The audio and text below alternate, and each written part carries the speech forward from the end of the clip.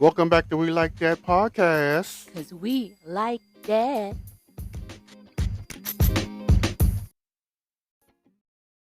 Howdy, howdy, howdy, howdy, howdy. Welcome back to We Like That podcast. Because we like that. Do you know what that's from? No. The shark from Toy Story. And when he's wearing Woody's hat. Or Woody got put in the toy box for the first time. Yeah. He goes, howdy, howdy, howdy. Give me that. What? That's what he said after he said that. He snatched his hat back off his head. Oh, he pretended to laugh. That's what that was. Got you. Well, welcome back, everybody. We took a break from last week because we went traveling. How was it for you? Because we ball. We do shows all over the place. You know what I'm saying? For the podcast. We getting big in here. You know what I'm saying? Making moves. What? No, I'm just joking. We just went out of town. That's all that happened. That's really what happened. Sorry. Continue. Got to see some family. Shout out to Ag. Happy belated birthday, Ag. It was fun. I had a lot of fun. It was hot. So hot. It was good. My asthma was asthmaing. If I have a lisp, I've joined Calvin. We're now twins with the Invisaligns.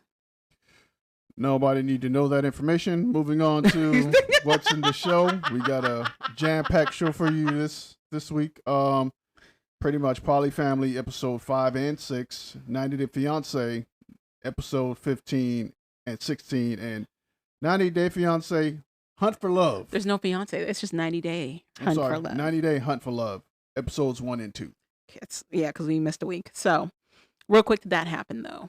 Skibby, happened with Joe. All right. WWE and TKO are in a little bit of drama when it comes to the wrestling fans.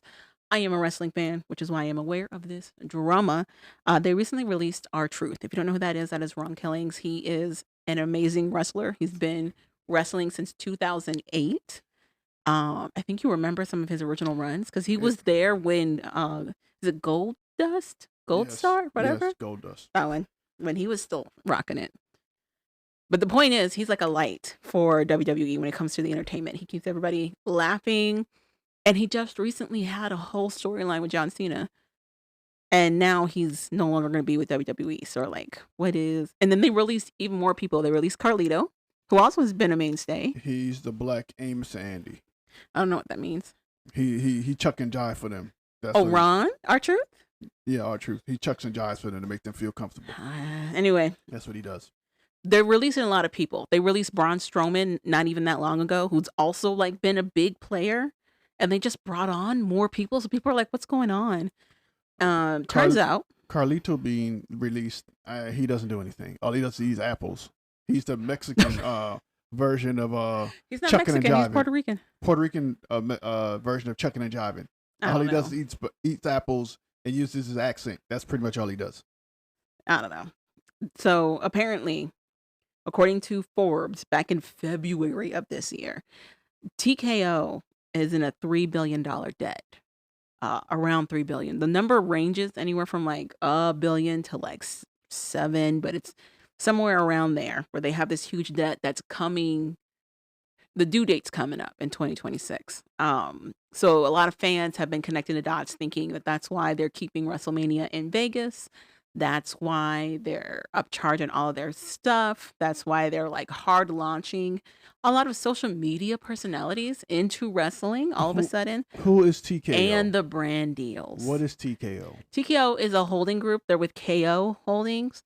They own UFC. And now they own WWE. And they just recently acquired the Latino one. Is it LWO?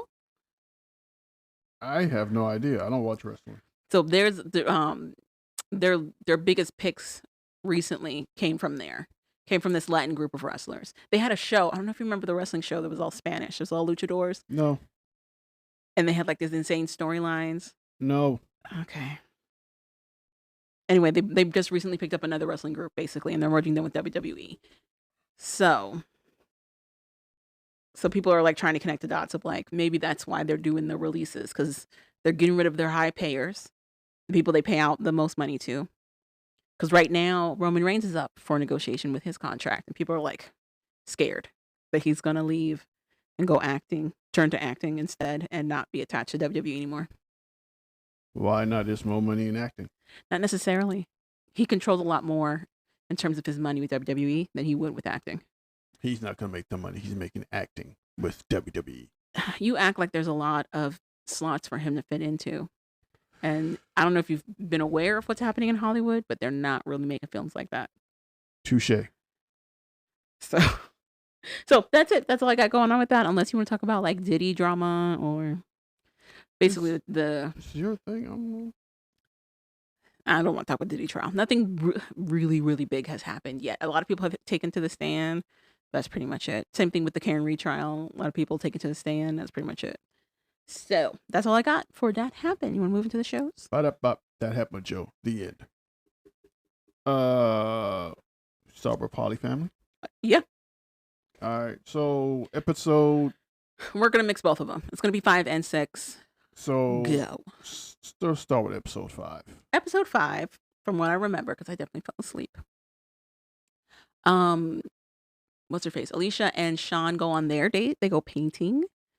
But Alicia is still feeling away because she doesn't feel as connected to Sean as she thinks that Taya and Tyler are connected. Because when they had their date, Tyler went and rented that hut for them to have sex in. The other thing is Alicia kind of gets cornered when they start talking about what happened on Tyler and Taya's date, because she does not like hearing about the sexual escapades of her partners at all. And they just started talking about it. So like this boundary that she set around it, No one cares. basically. Also, she's also upset that Sean doesn't share with her. Yes. She feels more and more distant from Sean. She circles back to the whole paternity thing where when he did get that information from Tyler, when they all got that information from Tyler, instead of like turning to her, because she was literally right there to, air his grievances, he calls Taya. So she's got that in the back of her mind as well. Also, she's juggling reconnecting with her dad. Her dad and her have not been super close since she has come out as polyamorous and has been in this quad. And they make it a really big deal of how like the dad really only recognizes her biological children as his grandchildren and does not extend that to the other kids that might not be his. He also apparently does not care for Sean or Taya at all. Those little bastards aren't my grandkids. That's pretty much what he says. The take that Sean and Taya have is like, well, we exile him. Like that's their whole take is like, well, then we're just not going to talk to him, which is easy for them to say because it's not their parent. It's Alicia's parent. And her mom passed on top of that. So she really only has one living parent. So she gets the quad together and decide to have a conversation about possibly that was in episode. Oh no, you're right. That was episode 5. Thank you. That was episode 6. Thank you. To reconnect with her father, and they pretty much say no. They shut it down. They're like, no, I don't see a reason to. Well, the two people that don't work shut it down. let's be honest. It's the two people that don't work that shut it down. Honestly, it felt like they were like, why is the couch talking? I don't understand why our furniture is talking back to us right now. Pretty much. She's fully upset. She's crying, and they're just like, whatever, deal with it. It is what it is. No. All in favor? No. But you said no twice, Sean. So what? Okay, I guess it's no. Like, there's this like air of like, what's the word? Defiance with Sean, where he's like, Arrogance? It's almost like he's daring her to say something back. Arrogance.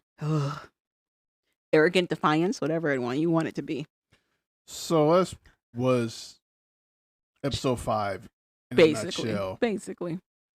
Episode 6 starts with Taya talking to her mom. Yeah. So she talked to her mom about the fiasco between Sean and Taylor with the whole baby blood type fiasco that went on between them, and how he was upset that Tyler kind of told the baby blood type, and pretty much he now knows he's not the father. And she tells him because he has an old blood type. Her mom goes, isn't her mom like a pediatrician or something? Her mom went to school for nursing. She didn't actually become a nurse. So her mom's like, that's not right. You can still have an old blood type with 2B type parents. She goes, no, you can't. Her mom goes, yes, you can. Mm-hmm. Her mom types it in, and it comes out. She says, "See," she goes. I do like that the search and then the first result from Google is all we need. That's all we need to get the answer. The fact that we use Google to search things, and because you can put in wrong information into Google. You can put wrong information on the internet. Period. And Google will just pull it up. Yeah. So again. But this is where we are. The trust, right? This is where we are. Yeah. So she pulls it up. She goes, never trust a man to do research. That's not what she said. That's what Taya said. Okay. About Sean, because Sean was one to find the research and did all that stuff. So now she's trying to figure out how she can get everybody together to let them know that, hey, it still could be a chance that Sean could be the father. Mm-hmm. We still don't know. They have some friends come over, friends that who are pretty much just like them. Right. Their names are Lex and Chris.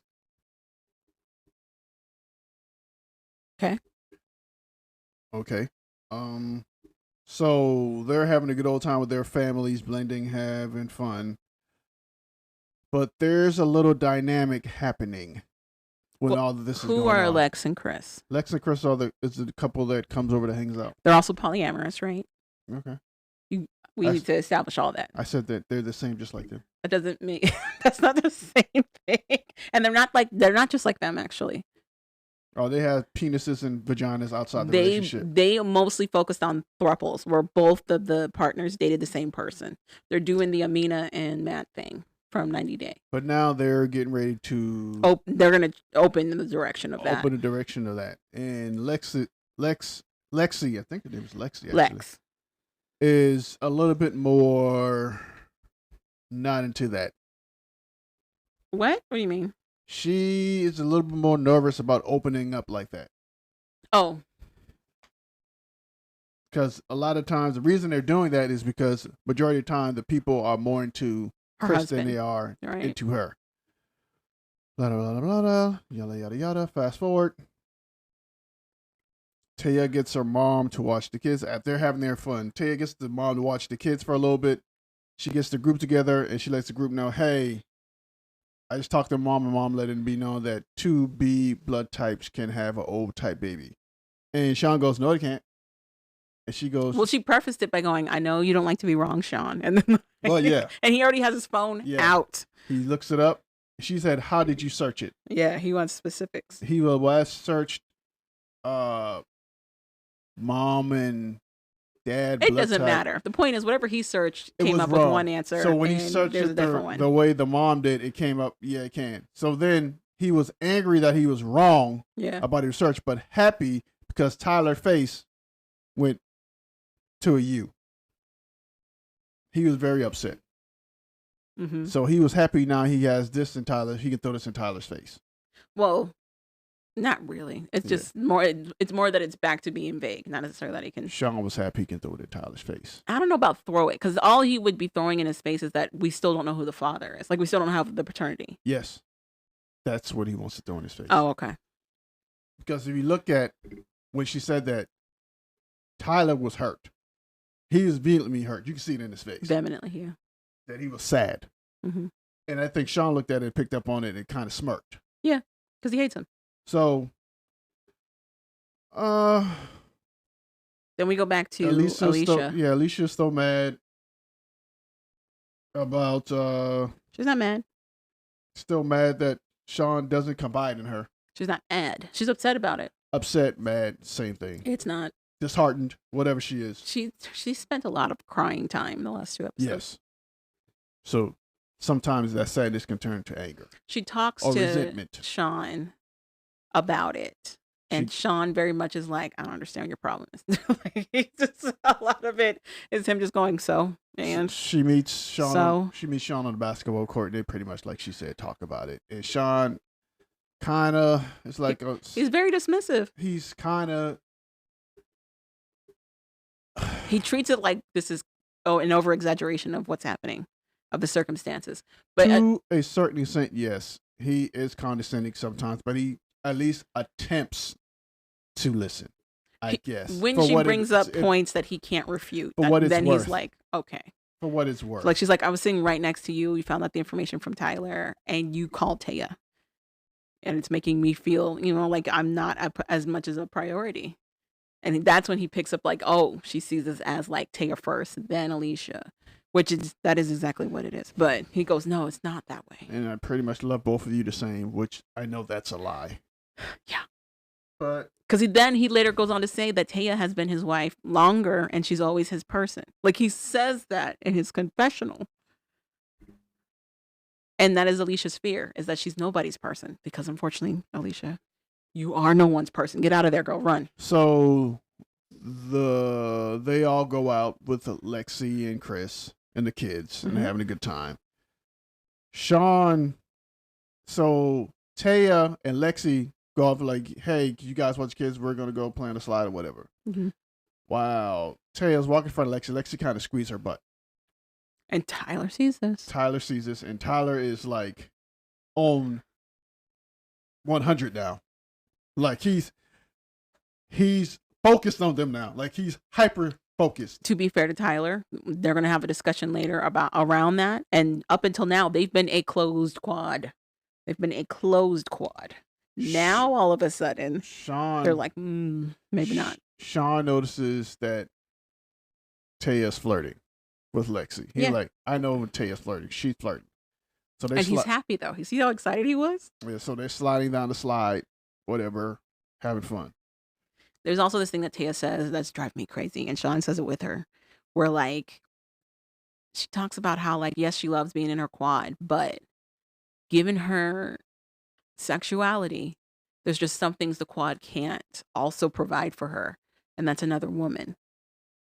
And I'm like, this is insane. This is crazy. She's actually kind of telling the truth. No, she's not. Yeah, other women don't want her. She's saying that because she's pansexual, she has to have a female counterpart. Has to. Like it's overriding her regular logic. She has to have a female partner in addition to the male partners that she has. That's not how sexuality works. At all. As a fellow panorama, that's not how that works. Now, if she wants to say because I'm polyamorous, I'm interested in navigating relationships outside of my current partners, cool. But she's not saying because she's polyamorous. She's saying because she's pansexual, which is insane. You can't tell other people how to be pansexual. The language she's using is incredibly problematic. It's incredibly problematic for her to say she can't be in a monogamous relationship because she's pansexual. That doesn't make any sense. Sounds like to me the whole situation is that. What? This whole relationship that they have going on with this whole polyamorous thing is pretty much that, what she's saying. What you just said. Because she's pansexual? Yeah.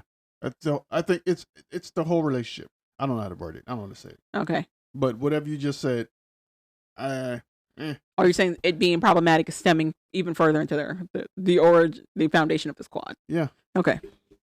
So, yeah, because they don't. So I don't know if you've even seen any of these videos, but there's other people who are in polyamorous relationships that talk about the show, and they're like, "This is insane. This is like the most toxic example of polyamory that we could have posted up here.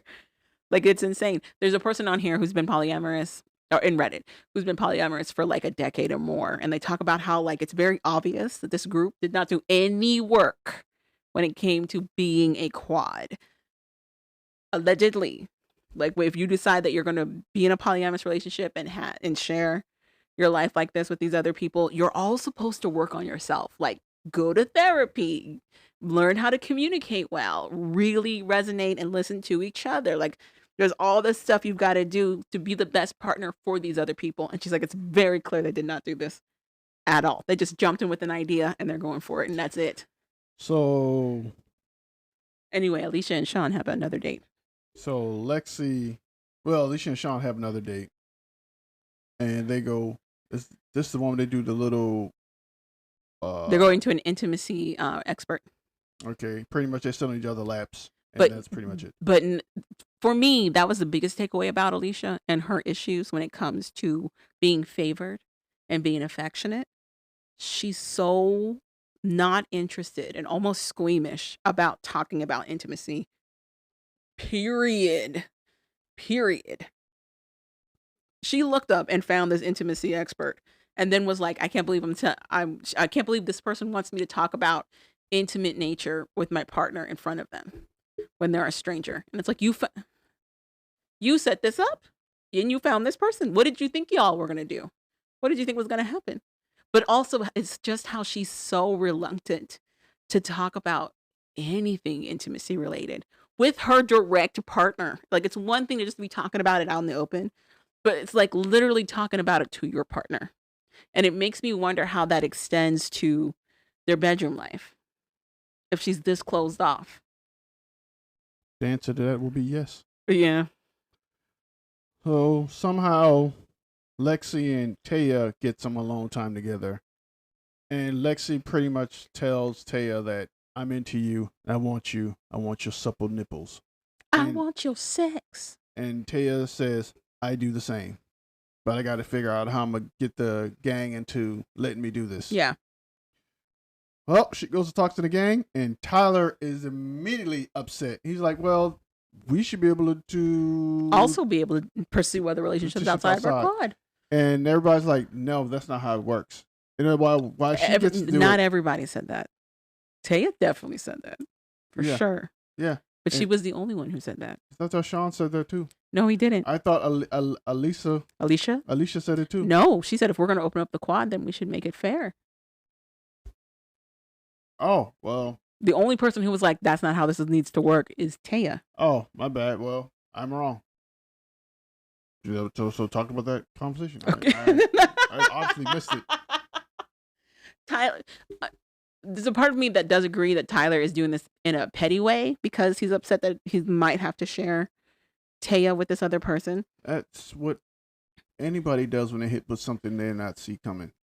But also at the same time, what he asked wasn't like out of bounds. It wasn't something that was so far left field. Like, it made sense. He was like, why are we going to open up this quad just so you can pursue another relationship, but nobody else can?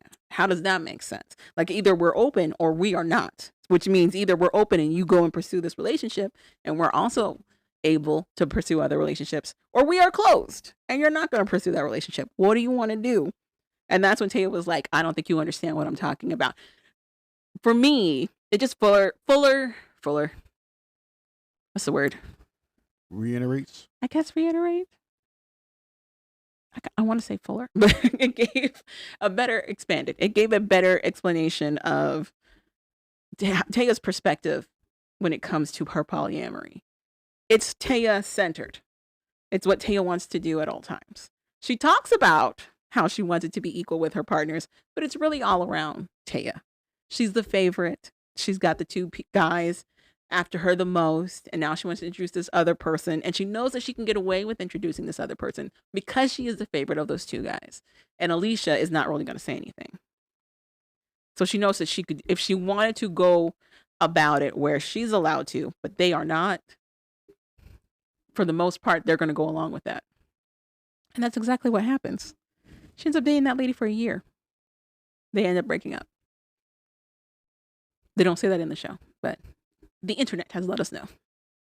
Also, apparently, according to the lady, Lex, she's been doing like her own little Ask Me Anythings on Reddit.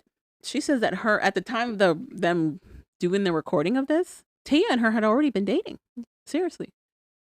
So this was like for literally for show. Them having that whole conversation and Tyler bringing up what he brought up. They were already together. Okay. So the other thing is, we weren't supposed to get 2 episodes as soon as we did. They were supposed to do, like, if you look at the old IMDb page for this, there's actually 8 episodes that they cut to 6. And they didn't make an announcement that they were dropping 5 and 6 when they did. They were like hurrying up to get rid of the show. The theories are running on why this is. Is it because of the Sean stuff? Is it because nobody was watching the show? I find it hard to believe no one was watching the show. Or for me, either they didn't want to continue going with this particular group, and it was the Sean stuff. I think it was more the Sean stuff. Yeah. It got out too early, too fast, too quick. Yeah. You said another person, another show, the Diggers or whatever. Duggars. Duggars had something way worse than this or something. No, it was another pedophilia situation. Incest and pedophilia. Was what was happening with the Duggars. But the show kept going on. But the show kept going on. And it's because they already were established and they had a concrete fan base. I guarantee you that show was maybe the number 1 or number 2, probably. Duggars or PolyFamily? Duggars. Okay. Was already establishing probably number 1 and number 2. Okay. Watch shows that they had at that time. So it was like we one monkey don't stop no show. Okay. This on the other hand, I think at first they were like, yeah, we're gonna use this to keep the show going. But then all the information started coming out too much, way too much, too fast. Yeah. And they were like, and people probably stopped watching. Yeah. Because of that. And they were like, let's just pull it before we get too much flack. And then now we got to do all this extra other stuff. Yeah. So I think that's what happened. Well, goodbye, PolyFamily. Let's see what other madness they bring instead. 90 Day Fiance. Love on episode 15. Okay. Do you remember? We're going to do both of them. Sure. I don't really remember episode 15. Let's just go through the couples and talk about what we remember. Okay. Shekinah and Sarper, they're doing a betting because sure. Instead of getting married at like a venue where other people can be there, they're going to get married in bed instead. The way that they chose to share this with their friends makes it look like Sarper's at a tribunal. So they go meet with the friends and they start talking about the wedding / betting and all that stuff. First, they start talking about the wedding. And they said, "What you guys gonna do?" Then they tell them they're gonna have a betting. They were like, "That's stupid." We should note that it's Sarper and Shekinah sitting on one side of this table. They're like a booth, and all of Shekinah's friends sitting facing them. It's insane. Like his tribal council. Yes. And then Shekinah drops that she wants a prenup done and signed by Sarper. It looked like Sarper was like, "What?" And it looked like he didn't know. One of her friends brought up she should get a prenup. She goes, yeah, I'm thinking about doing it. We're going to do it. And Sarper goes, what? And then Sarper goes, excuse me? Right. Well, if we're going to do a prenup, I got some rules. You should be only 120 pounds. Yeah. He said, I'm going to add my own condition that you have to be 120 pounds. And if you're not, for every pound that you're over, you have to pay me, what was it, $10,000 or something crazy? $1,000 or something, yeah. And her friends immediately go like, oh, okay. There's so many things happening in this scene. Because on the one hand, you've got the friends that are disgusted that Sarper's bringing this up. But every single one of those people there have all had body modifications done. Like, it's very evident they also very much care about their physicality. So them feeling like Sarper's taking it too far feels hypocritical. Excuse me. Feels insane. Also, it's very apparent they don't like Sarper. So then we've also got Shekinah being like, it is what it is. I'll just agree to it. And then being like, no, don't do that. And Sarper's like, well, I'm not going to sign the prenup unless I get to put my own condition in. And then it's the friends fighting Sarper on like why he needs to sign his prenup without the condition. They're like, well, he's got more assets. It's a better protection for you. And he's like, he's ganged up on. And eventually he goes, I need the break. And he like steps away from the group. And Shekinah's argument is that herself and her friends both feel like this is important for her. So Sarper needs to get on board. And it's like, those are not Sarper's friends. So why does he need to care about their input? And also, he's been talking and checking her weight this whole time anyway. So I don't understand what the problem is. It wasn't new. So I don't understand what the problem is. It's not like he came about something out of left field. He pretty much gave her something easy to do. But for the friends, it was out of left field. They weren't aware of this history. But then she did tell me he checks my weight all the time anyway. Later, she tells it after the fact, which adds to like their running story of like how Sarper is super controlling. The way that she explains this, which is crazy because when you first got introduced to Sarper in the earlier seasons of 90 Day, it was real easy to mark him as villain.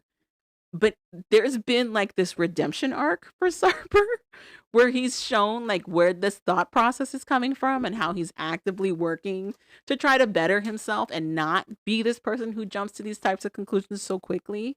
But then it all just gets thrown away because Shekinah has come up with something else, and now he has to pivot hard and figure out what else he needs to do. I, I it's impossible not to feel bad for Sarper, especially when he then talks to his family, and he's just like, "There's a lot going on. Like, I'm not, I don't know what to do with all of this." And then we also find out Sarper was married before. He was married when he was in his 30s to somebody, and he says that this person like completely changed and was very controlling and didn't allow him to see his family. And he feels like he's going down the rabbit hole again and trying to marry Shekinah because she is also very controlling. And he runs away. You do something the first time, it's a mistake. It's a mistake. The second time, if you do it 2 times, You're stupid. You're stupid. I'm like, well, you're dumb. The end. Mm-hmm. Right. I just feel Shekinah just keeps moving the goalposts. I agree. She keeps looking for these little things to fight about. A lot. I don't begrudge her for getting a prenup. I don't. But I feel like there was a better way to introduce this to Sarper. Also, she's air tagging this dude. She said his keys. I air tagged his keys because he's always losing them. So in episode 16, I guess it's morning time. It's time for I guess them. She's looking for him for some strange reason. For some reason, she's looking for him. She can't find him. She doesn't know where he is. He's not answering his phone. So she goes, well, I can just check his air tag on his keys because I air tagged his keys because he doesn't want to let me know where he is, or he doesn't want to share his location. So I just put an air tag on his keys so I can just know where he is. I'm like, and they go, why did you put an air tag on his keys? She go, well, just to make sure if he loses his keys, we can find him. And they go, why did you really put an air tag on his keys? Because so I can know where he is. And because she doesn't trust him. I don't know why she don't trust him, but she don't trust him still. She says he cheated on her at some point. Wasn't that a long time ago? I don't know. Did it even happen? I don't know. Or was it a dream? And once again, did he even cheat? Really cheat? Or it's because he just was, I guess, a male whore? Why do you keep throwing your phones at people? Or was he just a male whore? And you don't trust him because he was a male whore at one time? Who knows? But that whole tagging stuff. So she finds out he's at the He's at a restaurant somewhere. He's at a coffee shop or something. Mm-hmm. So she, I guess, drop the address in her phone so she can walk to the coffee shop to see where he is. I guess they asked him, why did you answer your phone when Shekinah's calling? I guess he goes, I don't know. I'm at the coffee shop. There's nothing wrong. I just needed, and I guess he said he needed time to himself just to think and clear his mind. That's all. And that's Sharper and Shekinah. Sarper. Sharper and Shekinah. Sarper. Mark and Mindy. Mina. Mark and Mina. Who's Mindy? His next wife. Mina. Why are you using my glasses wipe to pick your teeth? Because I want to. I need that to wipe my glasses. Mark and Mina. Their whole issue is her son going to be able to make it to the wedding? The answer is no. She said it. I guess they go to meet the. That was the episode, Calvin. I'm confused. Yeah, they go to meet the lawyer and the wedding planner or whatever. Mm-hmm. And that's when she steps off a little bit. She's talked to, I guess, her brother. Yes. And he, I guess, says they're not gonna be able to make it. They couldn't get the paperwork needed for him to travel. I'm pretty sure they're gonna show up.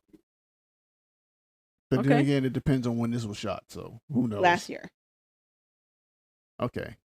So right now she doesn't think her son is gonna be able to make it, and she cries, and that's pretty much their whole storyline. Yeah. Greg and Joan. Greg is amazing. We got an actual nice guy situation where he actually cares about his partner, like it's a loving relationship. He surprises her. So he pays the dowry, whatever. Yes. Then he surprises her with an Airbnb at a nice little house on the water. And then he buys these dashikis or whatever they call them. Oh my God. It wasn't dashikis, but he did buy her like cultural clothes that related to her actual culture. And they put it on for her, their little their party. Their wedding party, whatever. Yeah, it's not an engagement party. Yeah. It's a pre-wedding party, whatever it's called. He also orders authentic African food. Yeah. And performers. He tells everybody to go outside. They all go outside around the little fire, whatever outside. Then he brings in Ghanaian performers to do her native dance or whatever. She lit up. She was having so much fun. Yeah, she's pretty much chucking and jiving for and all of Greg's white people were like, "Oh, she's chucking and jiving with this. She's chucking and jiving for the folks. They're enjoying it. His mom is asking 1,000 questions, which I don't begrudge her because if you're not used to spicy stuff, the last thing you want to do is eat something spicy and be a dick about the food when you're not really because you didn't know what's spicy. Yeah, and say something rude. Yeah. Then the next morning, Greg is crying. Apparently, he messed up. The arrival time and the wedding time are the same. He didn't tell people to arrive at 5 instead of 6. So he's afraid that people will be walking in while she's walking down the aisle. Yeah. Or no one's going to be in there while she's walking down the aisle. Yeah. So I guess him and his mom tried their best, to get the word out to come earlier. We'll see what happens next episode. That worked or not, I doubt it. You got anything you want to add? Nope. Let's talk about Maddie and Stevie. My phone keeps going to sleep. You can change that. Every 2 seconds. You can change that. Maddie and Stevie. Maddie is still on the bisexual hunt. He's like, Stevie, I need to know. Because he's really reflecting on what his friend has told him, which is like, Stevie not being the most communicative with him, which is true. We get a nice little montage of how like she didn't tell her dad about him. None of her family or friends knew about him. And he was just walking blindly into a lot of stuff. But also the fact that he can't go home. He gave up a lot to be with her. And he really has this concern that she might be bisexual. And it's not even that he doesn't believe in bisexuality. It's that he really wants to know if his partner is somebody who's also attracted to women. And if that's the case, he does not want to be in that relationship. So he asks her, and she still does not answer him. He doesn't want to be asked out. And like she said, she still goes yay, nay, no, maybe, kind of, no. None of your business. Basically. And now he's in his head. He doesn't know what to do. He's stuck for the most part. Mm-hmm. And the day of the wedding, his best man, which is his friend, they're talking. Mm-hmm. And he's like, I still don't know what to do. So the best man takes it upon himself to go knock on the door and try to ask Stevie, is she bisexual or not? Mm-hmm. Which is not his place, number one. Number two, this is the nicest, quickest way to get yourself kicked out of a wedding before it even starts. But we'll see what happens. I don't think she's going to have a conversation with him. Okay, you don't think it's going to go that far? No. And if she does, it's not going to go the way he thinks it's going to go. Mm-hmm. He might can kill the wedding, actually. But I doubt it. But we'll see. That's Maddie and Stevie. Aaliyah and Sean. Go to his mom's house for the 4th of July. Mm-hmm. And they're talking, and his mom's like, she tells his mom, like, he wants me to sign a prenup. And she's like, are you going to do it? She's like, I don't know. Maybe, sort of, kind of. We'll see what happens. So Aaliyah decides to sign the prenup, and they go on with the wedding. The day of the wedding, Sean's mom falls or something happens. She falls. But she's fine. So Sean goes on to the venue, gets ready, gets dressed. Okay.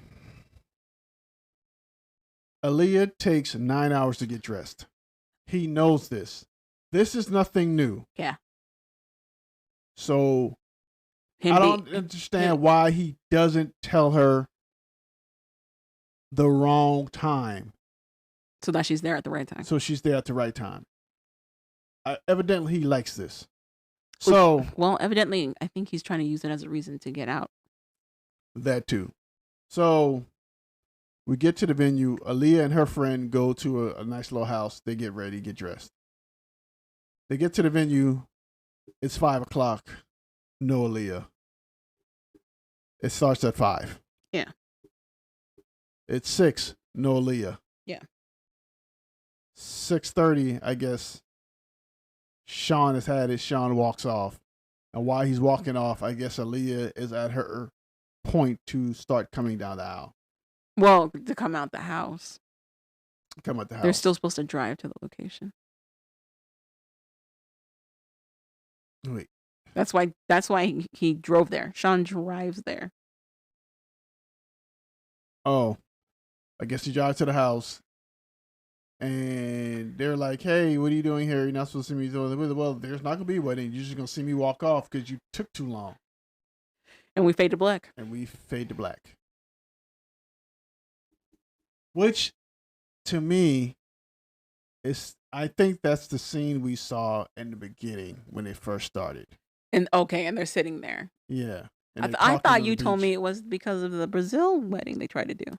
That's what I thought. But it looks like the same wedding. Okay. I could be wrong. It looks like the same wedding. Mm-hmm. Where he's standing there. I don't remember them doing a wedding for Brazil. I remember them talking about it, but I don't remember them actually doing it. In episode 1, when they talk about Sean and Aaliyah, they do like a flashback. You don't know it's a flashback. You just see them sitting at a table. Yeah, you don't know it's flashback. You see them sitting at a table, and it looks like he has on the same thing, and he's walking up to her and like, there's not going to be a wedding. Mm-hmm. So I don't know whether they took us to the end, they took us back during the season to how they got to that end in the beginning. I don't know. We'll see. But it's just, he pretty much shows up at her doorstep saying, hey, he's pretty much sounds like he's calling the wedding off. Yeah, but it's more like he's threatening it. It doesn't sound like he's actually going to cancel it. To be fair to him, he has every right to be upset. It's an hour and a half in. His mother had a horrific fall. She's trying to hold out for the ceremony before she makes her decision to go to the hospital. I understand why he's feeling like there's some pressure. But there's also the fact that Sean is not interested in marrying a woman. Like, at all. And he keeps talking about how, like... And 2... He in case anything changes, then he'll be out. Trust me. And 2, an hour-long wait for a wedding is not that bad. Trust me. Well, they're white people. Yeah, trust me. I've seen worse. Right, but these are white people. Been in worse. Okay, but these are white people. And they're already complaining about the fact that they were so late to the engagement party, remember? That too. Yeah. But they paid the black. You actually hear somebody, I've had it! I'm out! So, that's that. Damn phone. Aaliyah and Sean. No, my phone fell asleep. We're done with them. Juan and Jessica. So Juan and Jessica get to Colorado. Right. They get a nice little place. They have family and friends arriving. Juan has his aunt and uncle coming from Spain, and I guess it's one of his cousins coming from Spain, and his cousin that we met when they went to South Dakota. They're all there. And they're having a good old time. And then being around his family, Juan is like... Before all that, Juan and Jessica pretty much have a conversation about him going back to the boat to work. And he pretty much tells her, okay, I guess I'm not going back. They finally come to agreement that he's not going back. He's going to stay there and try to figure it out. Mm-hmm. She's elated. Fast forward, they're at the house. He's around all his family members, and he's like, you know what? I want my child to have my heritage and know my heritage. She needs to teach my child my heritage. I'm like, motherfucker, you don't want to speak Spanish. You teach him. Mm-hmm. Why does she have to teach the heritage that you are there to teach him as well? And he like, she needs to learn Spanish or this wedding is off. I'm like, well, that's different, but okay. And they need a storyline. So while everybody's there having a good time, he takes her outside and they talk about his culture and how his important culture it is and to him importance that to she him, learns and Spanish. that she learns Spanish, and that he teaches her child the culture as well. And I'm like, this is a stupid, futile argument. Well, it was interesting that she was so dismissive of it. She was like, whatever. Because it's stupid. Because in Not my really. mind, yeah, that's why you're here. Who's here? Him. That's why he's there. To teach the child Spanish and the culture. I don't speak Spanish. But one, she already told him she was going to learn the language. Two, she also told him she was going to respect the culture and teach it to their child. She agreed to these points already. Okay, then, so he can start teaching. Okay, but he's saying that it's still important to me. So I want your cooperation on this as well. And she basically was like, no. After already agreeing. I don't think she said. I think it's the way he walked up on him like, you need to do this. She needs to do this. Yeah, because she said she was going to learn the language. They've been together for 3-4 years now, and she still hasn't. Sure. That's like you walking up to me, you need to teach our child Polynesian culture. You're Polynesian. No, it's me walking up to you. He didn't say teach my child. It's me walking up to you being like, hey, it's important to me that Polynesian culture is also part of this child's life growing up. Okay. So I would also like it if you also learned Hawaiian with me. That's what that is. And in that instance, if we're comparing it the same, you saying, okay, and then us revisiting that conversation and you being like, no. Why do I need to learn the language? Because it helps if it's a family thing that's learning it, not just two people. That's your way of you and him bonding together. You and them bonding. But why would it be separate? Why you want it to be separate? It's not separate. It's just you. It is separate if you're also not included. I'm included. I'm here. I'm included. Okay. But yes, I'm going to say some Hawaiian stuff when he asks me. I'm going to talk to your mom. Talk to your grandma. But my point is, she already agreed to saying yes. So it'd be like you saying, yeah, I'm going to learn that with you, and then changing your mind. Sure. Okay. I understand what you're saying. I don't think she was pushing back like that, though. To me, it felt like I think she was pushing back on the way he was saying it. She was making it sound like his concern about it was trivial. She wasn't really receptive to his concerns about it. Okay, well, you that's how you saw it. I saw it I saw it a little different. I saw her as being defensive because the way he came about it. I'm looking at it from his perspective, in which everything that she said he had to do, he's doing. Everything that she said he has to do. Yeah, he's doing. Yeah. He also is alone up there. He doesn't have any of his culture around him. Yes. So now he's like, it's very important to me that this is in our household. And she goes, no.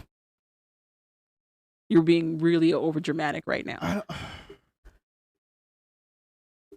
Okay, when you say it like that, yeah, sounds like she's being a dick. Yeah. I saw it as her being offended at the way he came about it. He came about it with that energy because they've had this conversation more than once. Just like she's said they've had this conversation more than once about him going back to the boat. They've had this conversation about his culture and her learning Spanish more than once. Okay. Well, there you go, people. She's an a-hole. Talk about a-holes. Let's talk about Ameni. Finishing with Amani and Matt. Ameni, Ani, and Matt. Yes. They finally meet the fam. They meet up with Ani, and Ani pretty much has a translator, which I don't know why she needs one because she's been talking Spanish and English this whole time. It was hilarious that this random guy is here, and she's like, I brought him so, because it'll be easier for me to express myself, because we're coming off of the fight that they had, that they didn't know her real name was Brenda, that all this other stuff was happening, that she might be married, yeah. Turns out she's running from a crazy. Yes, she had like a restraining order. Mexican law, when it comes to divorce, requires two parties to be involved, and he refuses, so she is like kind of stuck. Also, anything that she makes or does, he has access to or a piece of. If she does anything under her name, he now has some ownership. Yeah, so that's why she's trying to use somebody else to get an American bank account and doing all this stuff, because she doesn't want him to have access to that money. Right. But her saying that she changed her name so that it would be a little more difficult for him to come after her didn't make sense because her nickname is her last name. Sure. I don't ask questions. I just go, sure. But many of them ate it up. They were like, it makes sense. It makes sense. So now. Also, they're talking to her in English. This translator barely translated. He's just there like, I'm just there for a paycheck. Thank you. And she was dressed like she was going to an office party. Like it was hilarious. Like she just saw him somewhere. She's like, I brought my translator for this interview. Thank you for your time. And she had to change her clothes because if she changes her clothes, he can't notice her face. So I don't know. It's the most cover up we've seen her this entire trip. But they forgive her and then they go and meet her family. So they go meet her aunt, her aunt and her brother and her brother's wife. And his wife. They walk in, there's Jesus everywhere, crosses everywhere. They're Catholic. It's not surprising. Mother Teresa everywhere. You've been in a Filipino home. I don't understand why you were so shocked. They talk, and immediately the aunt and the brother face turn. They're giving a lot of side eye. To discuss. The aunt gets down on her knees, puts her hand on Aunie's lap and say, you get these two demons out of my house. So you brought a gringo in here, and whatever this lady is, you get them out. No, that's not what she said at all. Get your devil couples out of here. They are looking at him like, what is going on? So the brother definitely thinks that Ani's brought her boyfriend and a friend for some reason. And she explains, no, I did not. I actually want to be with them, plural, with the guy and the lady. She says, I like guys and girls, and we're all together. And it's the aunt kind of like silently doing the cross, and her brother being like, Adios míos. Oh, adios míos. Interesting. But to Ani's family's credit, they're like, we don't understand it, but we support Ani, so we're not going to stand in the way of her happiness. Now you get your devilish, demonic spirits out of my house while I cleanse this place of your evil and cis spirits. Did you think it was interesting that Matt is sitting like right next to Ani the whole time, and Ameni's like in a whole other seat away from them? No, Ani's in the middle. No, Ameni's not sitting near her. Yeah, she's in the middle. Ameni? Yeah, she's in the middle. No, it's Ani, and then it's Matt, and Ameni's in another seat. Matt's wife is in another seat. Okay, sure. I thought Annie was in the middle. I thought it was Amani, Annie, and Matt. No, but she's not sitting anywhere near her. She's explaining that she's dating all of them. Wow. Okay. Sure. They get blessings and they leave. Only to face their next obstacle, because Ani's got to choose which one she's going to marry. So now they're going to make Ani choose which one she marries, which is stupid. You just say, hey, we're going to get married. Yeah. But you think the logical thing would be for her would be to marry Matt because it'd be easier to get. It's not. It's the same. License. It's the same. They're in California. It's the same. Sure. Okay. Whatever. And that's 90 Day Fiance. Yeah. Moving on to 90 Day Hunt for Loves, which episode 1 and 2. Honestly, I'm loving this show. I am. I'm having a great time. So we start off with the people getting there. Oh, I put a link in there so you can pull up the recap so we can name all the people. So all of our 90... First of all, the setup for this is bizarre. You've got the 90 Dayers and then you've got NPCs. Like, they're trying to talk about these other people, but no one knows who they are. It's like The Sims. You have your main characters. And then you have non-playable characters. You have non-playable characters. Which is what an NPC is. Some people might not know that. I'm explaining it. Okay. So, like she said, it makes... I thought it felt like two different shows. Yes. I thought it'd just be 90 Day... Yes. Cast members hunting for love with each other. With each other. Yeah. And maybe you throw in a wrinkle here and there. You might bring one of the worst 90 Day people to come in and throw a wrench for like a woman or a man. And you have people like online, they like vote for what villain they want to come on. Okay. So you might get, what's her name? Angela might just show the hell up. Mm-hmm, and then pop up with Michael just to piss her off. Something's crazy like that. But no, it's it didn't make sense. The way that the show is presented, it looks like you think it's going to be the 90 Dayers, and then it's like, just kidding. They're going to hunt for love with these random strangers, and we're not really going to go into the backstory of these strangers. They're just here. Just know they're there. We have Jennifer. We have Chantel, Courtney, Tiffany, Soulja Boy, Rob, Colt, and one more person. Who am I forgetting? Timmy. Did you say Jennifer? I said Jennifer first. There are 90 Dayers. Jennifer turns heads when she finally makes her way to this little part. They have a party where they all have to be in masks before they do a reveal. And everybody's obsessed with Jen. She's in this red dress. And then, they unmask. People the 90 Dayers recognize each other. The people that the NPCs that they've included have no idea what's going on. And then we find out that this is going to be like a legit, like almost workshop retreat. They're supposed to learn how to communicate when it comes to romance, learn how to flirt, learn how to be on a date, try to make meaningful connections, and see if they have somebody that they match with out here. So when Tim sees Jennifer, his jaw just drops on the ground. He starts to bitch immediately. Jennifer goes, "Oh, crap." Mm-hmm. We then find out that Usman, a.k.a. Soulja Boy, and Courtney had a little... No little. It was little. No, she stayed with him for the whole trip. That was 2 weeks. Had a little fling in Timbuktu. I'm not doing anything. You're picking your teeth with it. No, I'm just holding it. You're picking your teeth. No, I'm holding it. Calvin, you haven't been doing this with the corners of it. Moving on. They've been had a little fling in Timbuktu.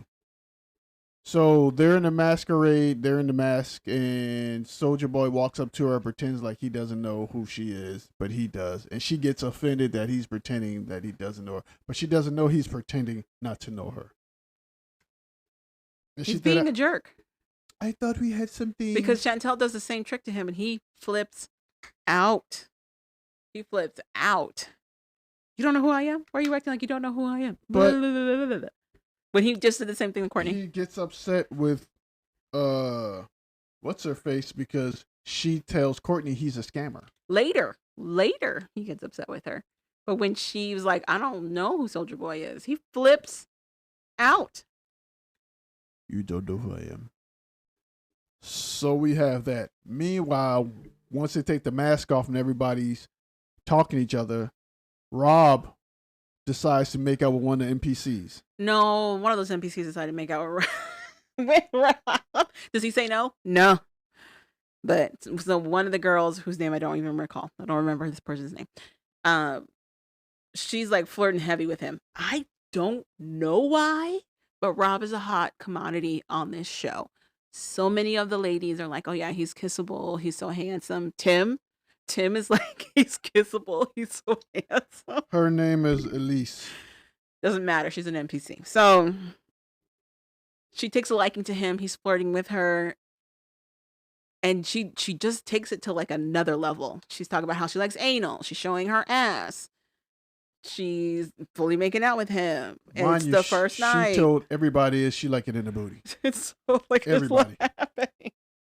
There's a lot happening. And then after Rob has decided to participate with all of this, he then goes, it might not have been the best idea.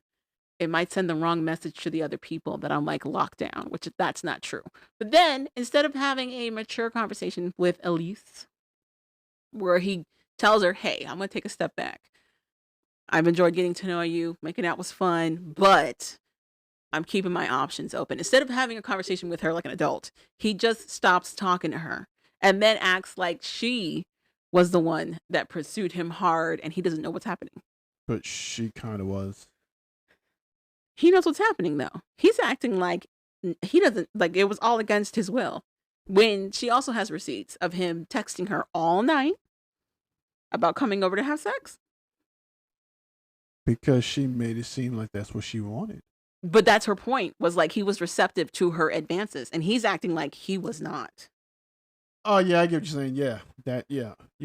You're right. Yes. Because then later she's like, "What's going on? Like, why are you acting like this? Like, why are you shouldering me, basically?" And he's like, "I never said I was into you." And it's like, okay, all right, sure. So he sees Jennifer, and instantly, he's in heat. Yeah. Because he really wants Jennifer. Yeah.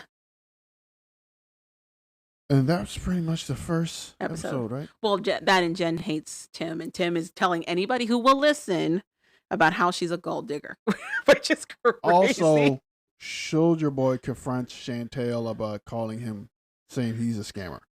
Well, he also says he would hit her if she was a man. And then she takes that shiny face and pokes it out there with that shiny chin and like, hit me then. Come on. Oh, also Chantel drops that she made out with her friend. So, but then the next episode, who's a lady. Next episode, we do like hot tub.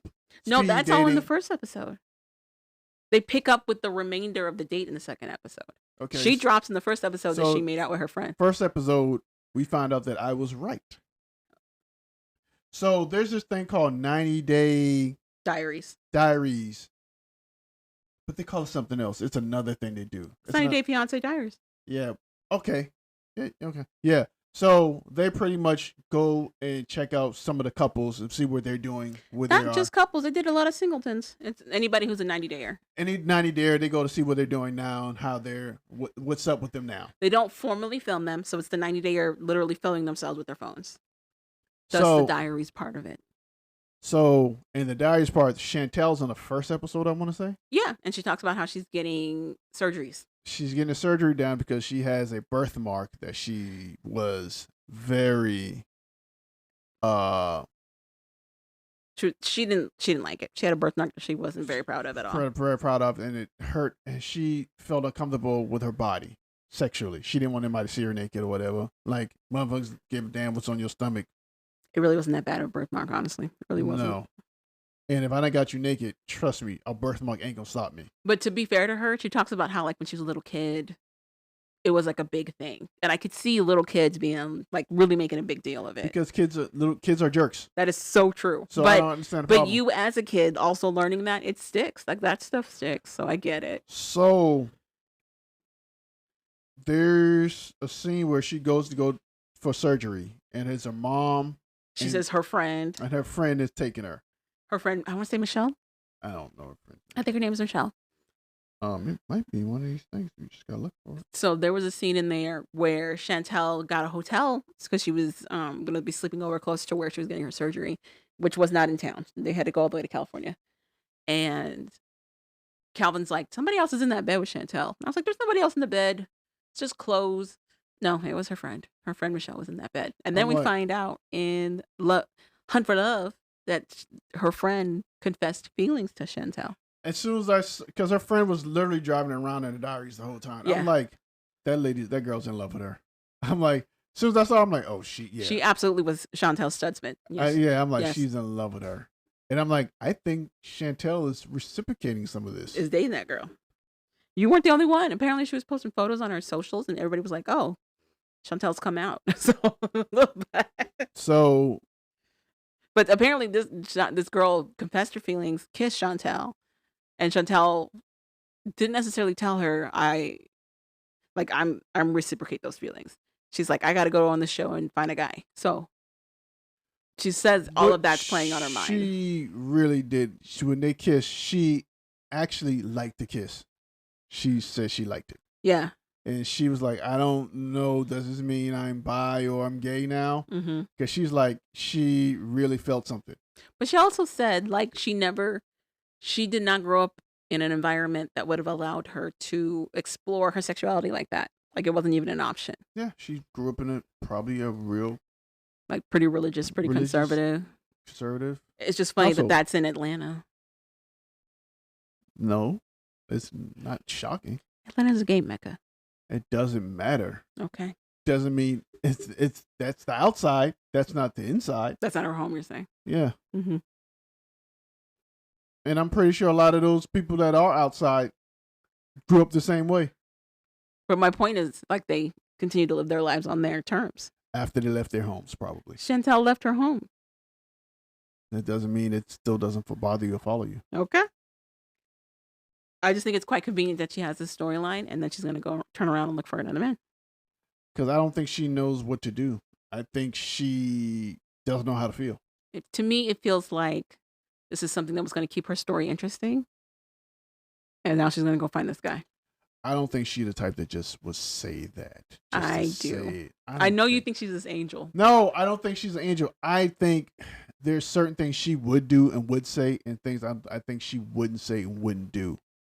Because I feel like the vagueness as to her feelings around that kiss, to me, lends to my argument that this was for show. Because she never says, I have a vested interest in my friend. She never says that. She says it never crossed my mind to date another woman. Because I've never been attracted to another woman. Because I think she's being genuine. I think when it happened, I think she's being genuine, but I also think that she's saying all this on the show for the show. Okay. All right. I don't think she would release that personal information like that.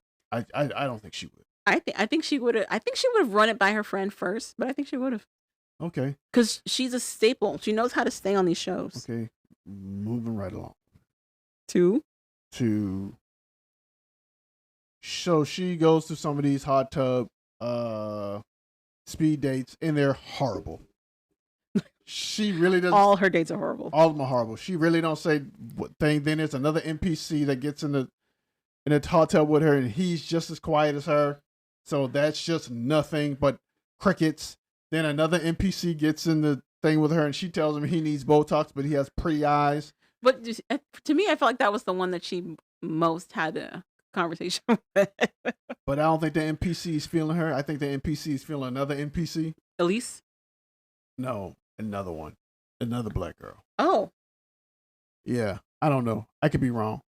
It's not like they're on the TV that long anyway.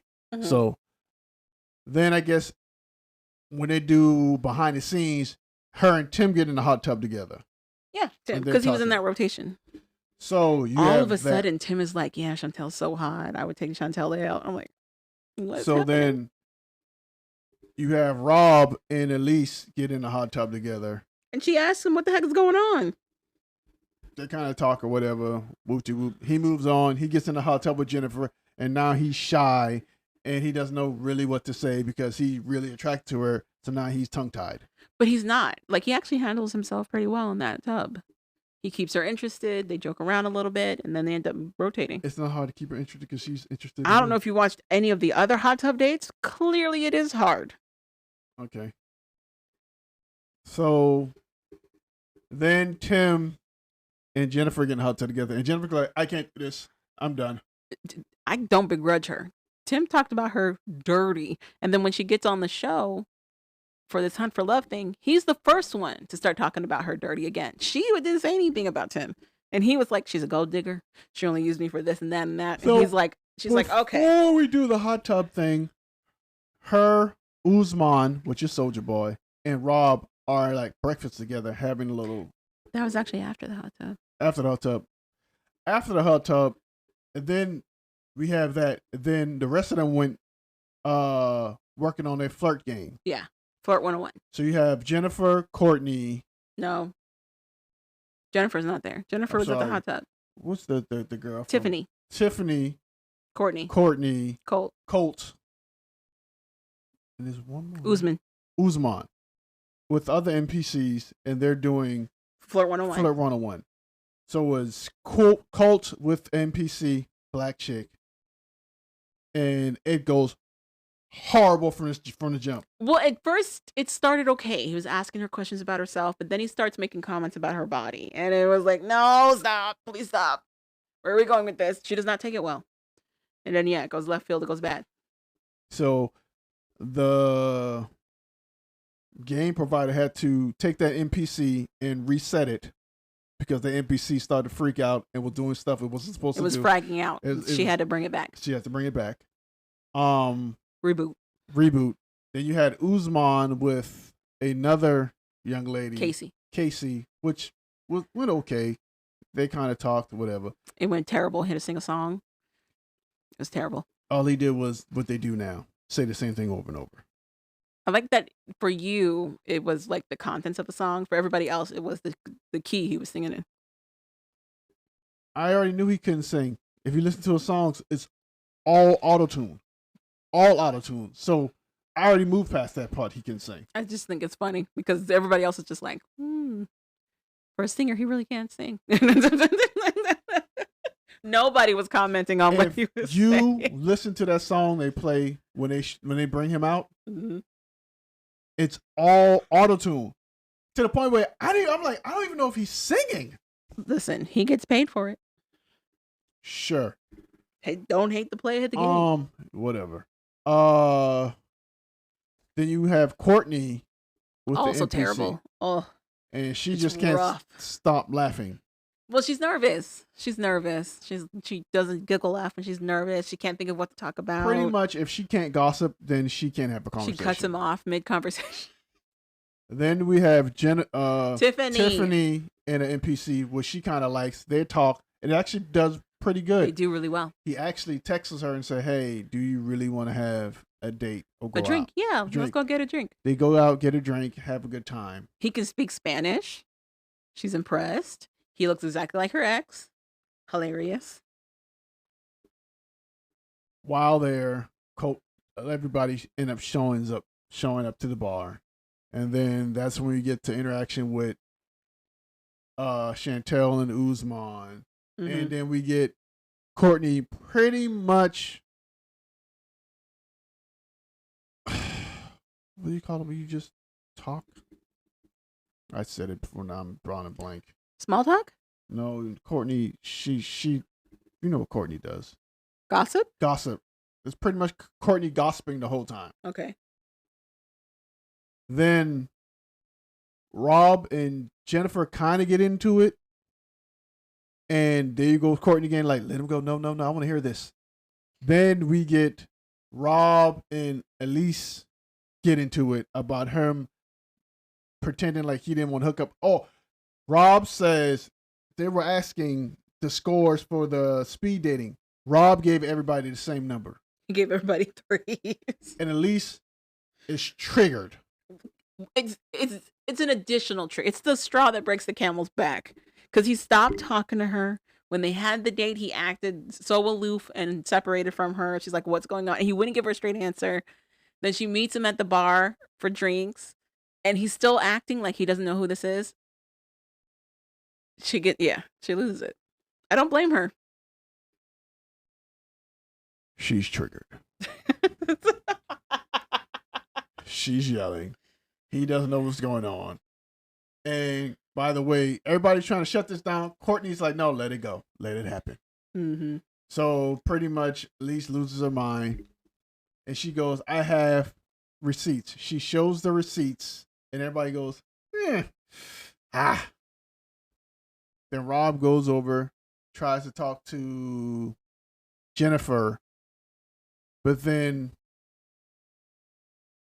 she's cut off by another guy who's trying to get to know her, which she kind of likes too.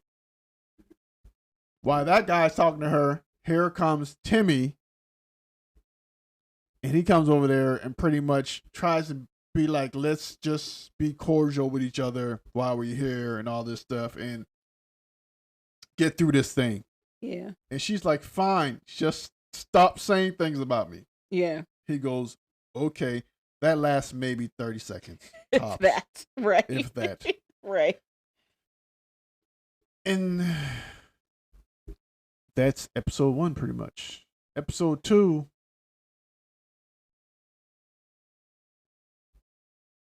What happens in episode 2 that's really significant? That fight was episode 2 that you talked about. Oh, well, yeah. So that's pretty much episode 1. Episode 1 and 2. Yeah. In a nutshell. Tiffany kind of has somebody that she's got her eye on. Chantel doesn't know if she's going to find somebody or not. She's still thinking about the kiss with Michelle. Rob really likes Jennifer. But he's also a mess. Oh, also, he continues to talk about desirability. He continues to talk about how, like, since he was young, he's always romanticized finding his person and this person who would want him. It's very interesting. And then Colt is acting like old Colt like original 90 Day cult haircut. He's being like he's downplaying a lot from his divorce. So it's very interesting. They haven't really focused on Colt just yet. We know he has an interest in Courtney, Colt has an interest in Courtney, but she has an interest in Soulja Boy. and Soulja Boy has an interest in her. For now, I guess. I don't know. Right. And you also see episodes where Soulja Boy and Colt get into it over Courtney, and then you have Rob and whoever the other guy is, the NPC get into over Jennifer. So it's gonna be interesting. Mm-hmm. A lot of these NPCs, they can just not come back. We wouldn't miss them. But there's a lot of dynamics here, and I think they picked the perfect personalities to have a good show without all the extra nonsense. Yeah. Just enough extra, but not too much. Yeah. Like when you have Angela on there and she just yelling to yell, at some point you just tune her out because I'm like, you're just yelling. You're just looking like a demon right now. No one cares. You're doing too goddamn much. Right. Calm down. So what do you think of the show so far? I like it. I like Hunt for Love. I'm interested to see where they're going to go with this. Eventually, the previews is that eventually Yennefer has a love triangle with Rob, and I think his name is Cole? I don't know. One of the NPCs. We start writing some of these NPC names now. I think his name is Cole, because he showed up in the behind the sheets thing. Then Tiffany has like a little triangle going on with the long face dude. Triangle, pizza face. She calls him Porn Stash. And her boyfriend look-alike. Yeah. Her boyfriend look-alike. Yeah. So maybe episode 3 is when we start getting people trying to claim spots. Yeah. It's gonna be nice and toasty. Okay. What is your thoughts on it as a show? Oh, I like it. Okay. So far. Okay. It's keeping the interest. Yeah. I actually want to see what Chantel does. Okay. I don't think she's gonna find nobody. Really? I think she's too aloof. Oh, okay. Okay. And I really think she wants to be with her girlfriend. I don't know. I think she's too aloof. I think Pedro really damaged her. Okay. And I think on top of the other guy that she went to Greece for. Yeah. I think she's damaged. So that's why I think she's going to end up with her girlfriend. Okay. And go about it the way that she's gone about it. Yeah, okay. And we'll see what happens from there. I don't think she's going to really find anybody. I think Courtney is going to play herself. Okay. I think Tiffany might play herself. Interesting. Okay. I think Jennifer is going to eventually get tired of Rob. Okay. I think Elise is going to try to poison Rob. Mm-hmm. I think an NPC is going to try to poison him. That NPC. I don't think Tim's going to find anybody. I think Tim is just eventually going to leave. Okay. Okay. I think Tim's going to eventually leave. I don't know. He's kind of going after Chantel. And if she's aloof, that means she'll be alone and he can get in there. Because she was saying some very complimentary things. You know what? Now that you say that, they might, by default, kind of pair up. Yeah. But nothing's going to happen. I still don't think nothing's going to happen. Okay. I think there's two people that's enjoying each other's time because they can't enjoy nobody else's time. Right. So that's all they're going to be. Okay. I think they're going to turn into a vacation. I'm confused about Tim, especially after Jennifer's story with him. I already told you that Tim is gay. I told you that. No, I still don't know. I honestly still don't know. I told you that. I don't know if that's true. Whatever. You keep telling yourself no. Whatever. What else you got going on? Any other shows you're watching? I was watching an anime on Netflix. hmm It's called like Magic and Muscle. Did you ever finish Dining in Dungeon? No, Okay. I'm waiting for season 2 of Magic and Muscle. Okay. Also waiting for season 2 of One Piece? Sate. It's something Sate. I can't remember the name of it. Mm. It's a couple of season 2s I'm waiting for Okay. What- anime on Netflix. what did you- Netflix is actually doing some really good animes, and then you got One Piece, the live action. But that's not coming out until next year. What did you think of the Chopper reveal? I think he's Nice. cute. He's cute. Nice. He looks like the anime. I'm interested to see what he's going to look like with the live people, though. Like, it was just him by himself. So I'm wondering how well that's going to flow with the people. I want to see how they're gonna do his transformations. It's all going to be CGI. It can't I be anything else. I understand that. I want to see how they're gonna do it. If the CGI makes sense and looks good, then it's fine. Just like making Luffy stretch. Yeah. It looks passable for what the world is. it looks passable, realistic Yeah. enough. I mean, even the fish people, they did really good job with the fish people. That's what I'm saying. Everything. yeah. Good. And then his voice, I can live with his voice. His Or Chopper's voice? Yeah, Okay. it's more masculine, girly than girly. So it's both women that voice Chopper in the American versions of Chopper, or even in the Japanese version, it's a girl that does it. So I thought they did a good job. Yeah. It would have been a nice shout out to get the American voice actress that they used for the anime. I think they want to kind of separate themselves a little bit because Okay. they're going to do things that the anime didn't do. The way I would have went about it is I'd have used the backstories to tell the live action. That way you can kind of speed it up. Okay. And then throw in some what happened in the anime, real world anime stuff. Right. But concentrate mainly on the backstory. And the flashbacks, maybe. hmm Because they're not going to keep up. Because if they do it the way they're doing, those actors and actresses are going to age out. Yeah. So What's the name of the? I want to call him Frankenfooter, but that's not his name. Frankie, No. So there is. I think they go to something island. It's like all. Thriller Bark. They think it's all ladies, but it's not. Oh, you're talking about And it turns out like the leader of that island is actually Luffy's dad's like. Vaughn something. I know you're talking about. Yeah. He's not going to be in it for a long time. Oh, I can't wait for him. Okay. But Eva, because they're doing. His name is Eva. Something. Yeah. Eva. Because he's based on Frankenfooter from Rocky Horror Picture Show Okay. with the lingerie and the boa. Yeah. But I think they're doing something works for this next season. Baroque Works. Yeah, Baroque works. Yeah, that's gonna be number 3, number 2, number 1. Yeah. What's his name? He's a warlord. Sand something. Oh no, his name not. His pretty much his fruit is sand. Robin is apparently gonna make an appearance at some point. Yeah, because she's part of Baroque Works. She's working with number 0. I forgot about that entirely. Yeah. Oh. She's his Oh. right hand woman or right hand man. If Forgot how you about would say that. that.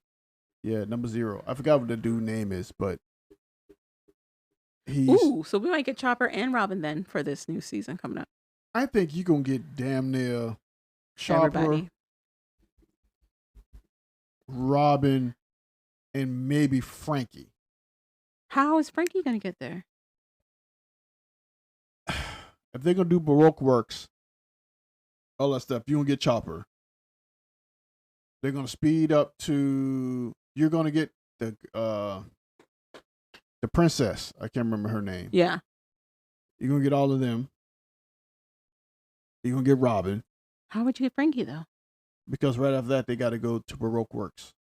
Oh, and that's where Robin is. You're saying That's where is that when they get the Sunny? Frankie. Yeah, that's where Frankie is. He's at Baroque Works. So it's another. So after they leave the Sand Kingdom, whatever I Yeah. can't remember, Alabasta. Yeah. They're gonna go to a water town. Yeah. That's where they're gonna be Frankie. Okay, but Robin's already with them, right? When they go Yeah. get Frankie. Yeah, So he might be like what they hint at the end of season 2 then. because they got to go save Robin all over again. Yeah, I think they're probably going to hint at him then. Yeah. Because after Frankie, it's what? Brooke? Yeah. And that's pretty much it. And then Jinbei. Yeah. So that's what I'm saying. I think they're going to give you. When does Blackbeard come into this, though? Blackbeard comes in when they go to Skypiea. So I'm wondering if they're going to cue Frankie in, go through the Ace arc, and then get Brooke. What Ace arc? The meeting Ace, getting introduced to his whole storyline. Oh, yeah, that's going to happen when they go to the Sand Kingdom. Yeah. Yeah. So I don't think Frankie will be in this season then. If they're gonna have to speed this up. Well, yeah, they're gonna have to speed it up. So they're gonna at least have to get to Frankie. The Sand storyline, the Alabaster, that whole storyline is a long. Javon, they're gonna condense all this stuff. I know they're gonna condense it, but they still only have but so many episodes. And what I'm saying to you is, I think they're gonna go just like in the first one. Also, there has not been an announcement on Frankie's actor at all, so I don't think he's gonna be in this season. Okay, well.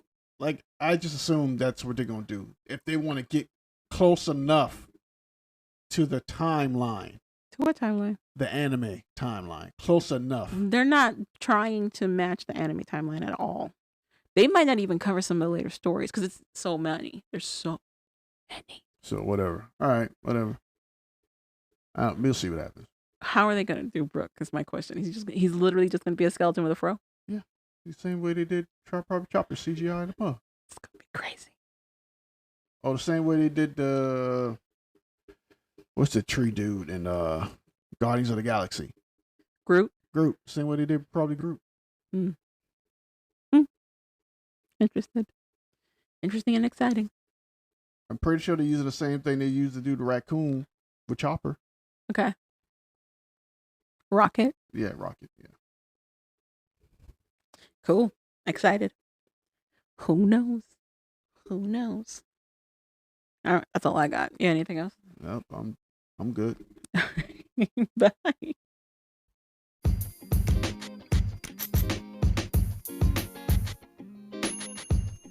Thank you for listening to We Like That podcast. So we like that. Go ahead and click that subscribe button. You know you want to. And rate us 5 stars. I'm Javon. I'm Calvin. Later, people. And we're out.